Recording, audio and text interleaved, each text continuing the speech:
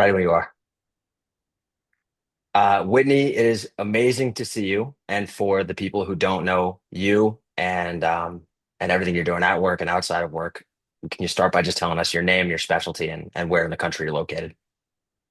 Or yeah, my name is Whitney McFadden, and I'm a psychiatrist. I'm located in San Diego, California. Okay. And Whitney, what did your life look like before coaching? Ooh. When I joined before coaching, I was working in a couple different environments that felt like they weren't fully aligned, and I was even working part-time in one of them, getting burnt out. So it's like that's a problem. Yeah. And and I also felt like I was on a track to like bad health. Like I saw the physicians around me, I saw my bosses, I saw their health, and none of them were healthy. And so I was just worried at the level of stress and anxiety that was just around me and that I was Yeah. absorbing. I was worried that like if I didn't do something, I was gonna like get sick, get cancer, like it was gonna impact my health in a significant way. So I was like, I have to do something. Wow. Not okay for this to be in my world. Yeah. And what were you seeing that made you use the word burnout or made you feel like you were experiencing all that stress? Part of it was the paperwork burden, just like Yeah. having to do so much documentation of the just in case, independent of my clinical judgment, just like the requirement in more of a rigid structure. Um, and it's really hard psychologically to do something that I don't feel is like actually of value. And there got to be a lot of work that I couldn't connect with the value of it. Yeah. Yeah. So Yeah. that was hard for me. Yeah. And I think, first of all, a lot of physicians can relate, right, to the irony of being a physician and not actually feeling healthy, and then having this massive administrative burden.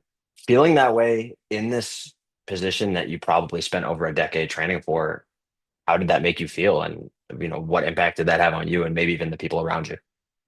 Yeah. Yeah. I always knew that I wasn't going to be the doctor who's just going from patient to patient like all day long. And I had a research background, so I had kind of like this discovery curiosity part of me. Right. And I felt really heavy. It felt like I was betrayed, by the Mm, system and that I didn't have the tools to create the one that worked for me.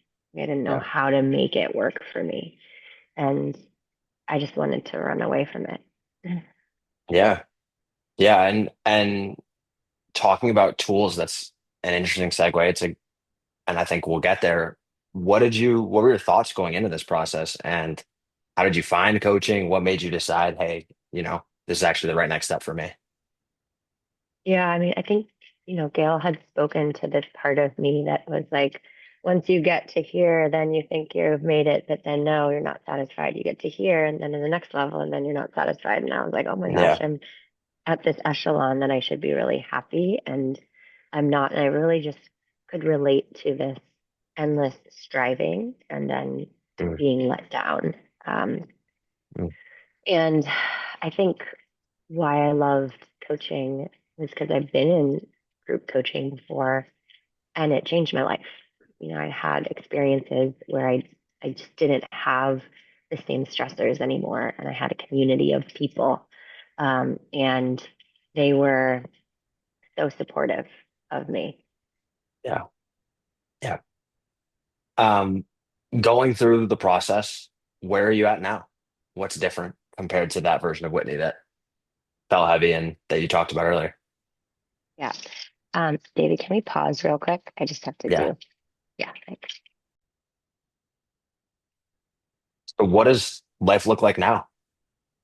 Yeah. So now, um, after going to the groups, we start the groups with a mindfulness meditation practice, and it really helps me get centered in my body and what is here in the moment. and it quiets down all the things that led to burnout. The I can't believe I have to do this, or I can't believe they're making me do this, or I can't believe Mm, this is what's being asked of me, all the like victim-y things. Then we got quiet. And I think the process of making the time in my day to have that also helped me realize, okay, I have to build this in. I have to build this in because it's how I get through it.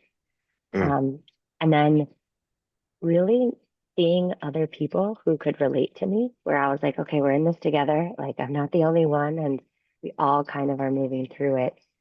yeah. And then really honoring boundaries and no and yes and like taking a stand for ourselves. And I remember I did one practice that just like blew my mind, which was this like practice of really standing for what our needs are. And it was, Gail said, like it's gonna feel selfish because we're used to just giving and giving and giving. And I was like, Yeah. I'm gonna write the most selfish thing ever that I want. And I just like wrote it out and I was like, this looks so selfish. And I looked at it and I was like, this is like self-love right here. Everything I wrote is so loving and so nurturing. And I was like, okay, Wow. I gotta decouple this and see like, okay, this is what self-love is, and that's okay. Yeah. Whitney, you're amazing. You're amazing. That's really great to hear. Um, a lot of people watching this are probably like still caught on when you said that burnout is actually caused by some thought patterns and maybe not by everything external. So tell us more about that. What was that realization for you where you realized you actually did have more control and autonomy than maybe you previously thought? Yeah, I mean, one of the biggest times I used it, and it was hard, um, was when Hmm. I told the VA I was leaving, and then they fired me. And I was like, what? Like, how could that happen? Yeah. And there's a whole host of like things that could get triggered and reactive, and just feeling the betrayal and um, just a lot of things. But what I was able to do was separate myself from my own reaction and see like, oh, all the forces that are at play in that process on their side, and then all the things that had led to me needing that, and seeing how this actually was like a help for me. And so Wow. I was able to kind of like, it was like a bird's eye view, come out, look at all the things involved in that bird's eye view, and then um, and have a place to feel too, like have a safe place to allow my emotions to be there. Um, but I think like the peaceful witnesser of it and kind of like that big picture was really helpful. Like if I could look at it like I'm on the top of the mountain, and just see it all happening, I'm like, okay, this is happening for the highest good. So Yeah. um, yeah, no Yeah. one's dying. Yeah. We hope not. And I mean, I think for the physicians that are listening, what would you say? Because you can't control the VA, you can't control the employer, but what do you think is different about how you're interacting with the system or how you are approaching your career now compared to 5, 6 months ago? I would say a big part of it for me that I worked on with my coach was inner parenting.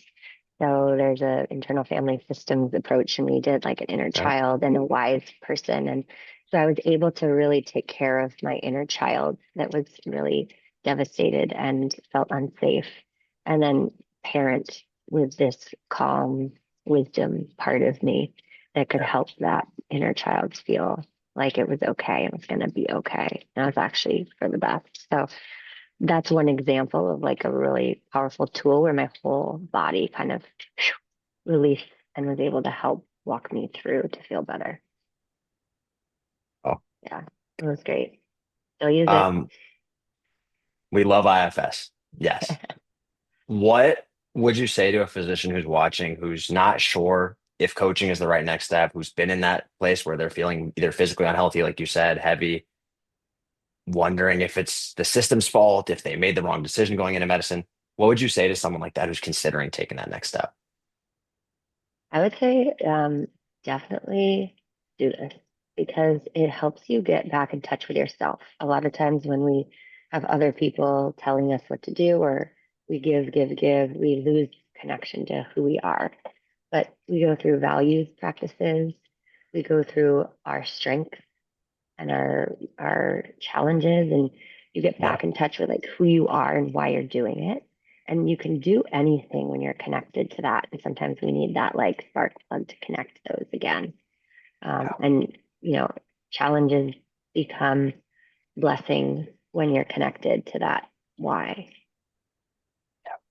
Yeah. Inspirational, Whitney. Thank you. And we're excited to see you in the group soon. Yeah.